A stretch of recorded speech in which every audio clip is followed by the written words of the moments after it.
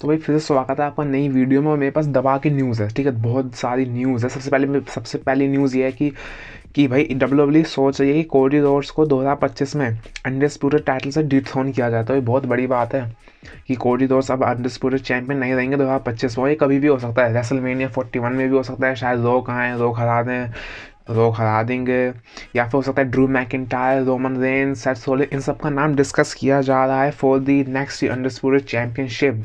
और भाई जो लोग कह रहे थे ना कि कोडी रोड्स का टाइटल बोरिंग है, वो है, उनके लिए तो बड़ी अच्छी बात है कि फाइनली कोडी रोड्स का टाइटल रेन टूटेगा। लेकिन उनका जब टाइटल रेन टूटेगा तो वही बहुत बड़ी बात होगी, क्योंकि भाई जिस बंदे को उन्होंने हराया था वो भाई ऐसा वैसा चैंपियन नहीं था। 13 से क्या था, 1316 डेज तक का चैंपियन रोमन रेंस को हराया था।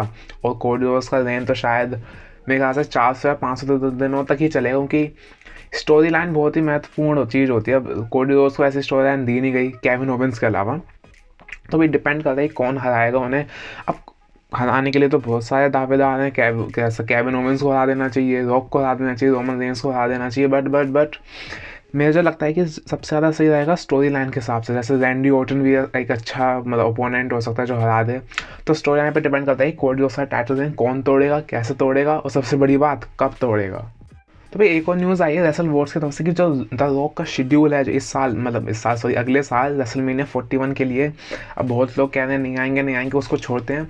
द रॉक आ ही रहे हैं, मान लो कि भाई द रॉक आने वाले हैं रेसलमेनिया 41 में, लेकिन उनका शेड्यूल कैसा रहेगा। तो रेसल वॉर्स ये रिपोर्ट करता है कि WWE के अंदर अंदरूनी हिस्सों से पता चल रहा है कि रॉक का शेड्यूल एकदम रेसलमेनिया 40 की तरह ही रहेगा। मतलब रॉक आए रेसलमेनिया सीजन में, रॉक आए इधर उधर, मंडे नाइट रॉ, स्मैकडाउन सब में आए, रेसलमेनिया में, फिर रेसलमेनिया के बाद गायब। अब ये अजीब भी है कि मान लो अगर रॉक ने कोडी रोड्स को हरा दिया चैंपियनशिप के लिए, फिर द रॉक नहीं आएगा, मतलब अपने शोज़ में अपीयर ही नहीं होगा। या फिर या तो रॉक हरा नहीं रहा है, सिंपल सी बात है, रॉक कोडी रोड्स से हार जाएगा और कोडी रोड्स स्टैब्लिश हो जाएगा एज द अनडिस्प्यूटेड चैम्पियन के हिसाब से। मतलब बहुत ही बड़ा नाम हो जाएगा कि बंदे ने रॉक को हराया, या फिर ये खबर गलत है। दो में से कोई एक चीज़ हो सकती है, या तो रॉक हराएगा कोडी रोड्स को, लेकिन और अगर ये खबर सही है तो रॉक भाई लो भाई रेसलमेनिया मैच किया, हार जाएगा इस बार भी रॉक, और फिर बहुत ही टाइम बाद आएगा। ये भी उन्होंने कहा है कि मतलब रॉक आएगा लेकिन बहुत टाइम बाद आएगा। तो भाई देखने वाली बात है कि भाई क्या होगा। भाई एटलीस्ट कम से कम बंदा आ ही जाए। भाई बंदे ने पैसे लगाए तब आ रहा है, वैसे ना आता था रॉक। भाई वो मूवीज़ में पैसे कमा रहा है, वैसे नहीं आता। बंदा खुद बोर्ड ऑफ डायरेक्टर का मेंबर है, इसलिए आया है।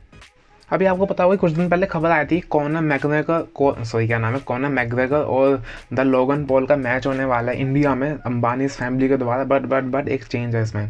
लोगन पॉल रेसल नहीं कर रहे इंडिया में, बल्कि करेंगे जेक पॉल, उनके भाई करेंगे रेसल उनकी जगह पे। तो मतलब ये तो अलग ही फील्ड में हम चलेगा, लेकिन बहुत ही इंटरेस्टिंग मैच होगा। लेकिन देखते हैं भाई क्या होता है। पैसा है तो भाई कोई भी आ जाता है। सबसे बड़ी बात एटलीस्ट इंडिया में हो रहा है तो भाई उम्मीद कर सकते हैं भाई किसी दिन रेसलमेनिया भी हो जाए। बाकी तो चल ही रहा है, देखते हैं। और भाई आप जानते हो भाई कि ड्रू मैकिंटायर क्या चीज़ है भाई, सोशल मीडिया का सुपरस्टार है। तो भाई बंदे ने एक और ट्वीट किया, मतलब सॉरी वीडियो डाली है इंस्टाग्राम पे, कि भाई बंदा अपने घर आता है डॉग के साथ, बैकग्राउंड में बज जाए सेथ रॉलिंस का म्यूज़िक, और भाई बंदा पोस्टर लेके आता है कि भाई मैं हूँ ड्रू मैकिंटायर, तुम लोग मुझे भूल गए। मैं हर मतलब बंदे ने कहा है कि मैं ब्लड लाइन के पीछे पड़ा हूँ। पोस्टर पे लिखा है कि मैं हर ब्लड लाइन के मेंबर को मार दूंगा, और ये भी लिखा है हैप्पी ड्रूमस। तो भाई बंदा अलग ही चल रहा है भाई।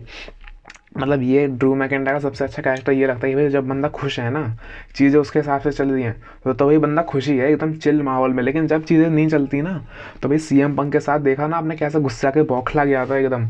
तो भाई ड्रू मैकिंटायर तो मतलब नेक्स्ट लेवल का हील बंदा है। अबे हम सबको तो पता ही होगा कि CM पंक वापस क्यों आया, क्योंकि पॉल हेमन को एक फेवर चाहिए था। और भाई CM पंक के पास भी फेवर अवेलेबल, कभी भी पॉल हेमन से ले लेगा।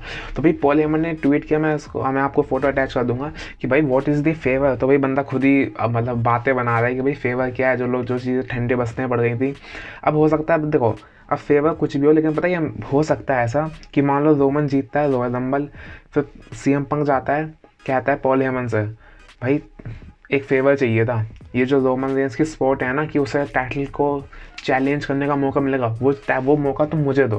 और फिर पॉल हेमन को शायद देना पड़ेगा, और इसी चीज़ से शायद हो सकता है रोमन और CM पंक का मैच सेटअप हो जाए फॉर दी रेसलमेनिया 41 का मेन इवेंट में, या फिर मे बी नेक्स्ट मतलब हो सकता है अगले किसी PPV में हो जाए।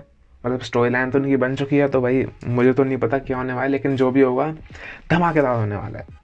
अब आपको याद है 2011-12 में, मतलब उससे पहले जॉन सीना एक स्पिनर चैंपियनशिप लाया था डब्ल्यूडब्ल्यूई कस्टम मेड। तो भाई ऐसी खबर आ रही है कि वो चैंपियनशिप फिर से दोबारा आ सकती है, डब्ल्यूडब्ल्यूई के इंटरनल सोर्सेज से खबर आती है। अब दोबारा आएगी कि नहीं आएगी, वो अच्छी बात है कि नहीं, वो मैं आप पे छोड़ता हूँ। लेकिन अगर स्पिनर चैंपियनशिप आ गई तो एक चीज़ बात ध्यान रखना, मैं 110% कह सकता हूँ कि जॉन सीना टाइटल के लिए जाएंगे, जीतेंगे, और फिर शायद उसको मतलब ऐसा तो जैसे ये कोडी रोड्स लाया है ना ये ईगल वाली चैंपियनशिप, हो सकता है डब्ल्यूडब्ल्यूई जॉन सीना को टाइटल जितवाए और फिर उसको कस्टम क्या कह सकते हैं ला सकती है स्पिनर चैंपियनशिप कोडी जॉन सीना के लिए। और फिर जब जॉन सीना हार जाएंगे तो जो बंदा उनको हराएगा तो वापस वो नॉर्मल न्यू डिज़ाइन लेके आ जाएगा, जैसे डैनियल ब्रायन के केस में हुआ था, याद है आपको? उम्मीद है आपको याद होगा। तो भाई इस वीडियो में इतना ही, यही थी रोचक खबरें। अगली वीडियो जल्दी आने वाली है और रोमन रेंस का कह सकते हैं कि जो डॉक्यूमेंट्री है उसका एपिसोड 4 या 4 शायद, वो भी संडे को आ जाएगा। तो मैंने देखना मत भूलना वीडियो। मैं मिलता हूँ आपसे अगली वीडियो में, तब तक के लिए थैंक यू और ख्याल रखिए अपना। I love you guys.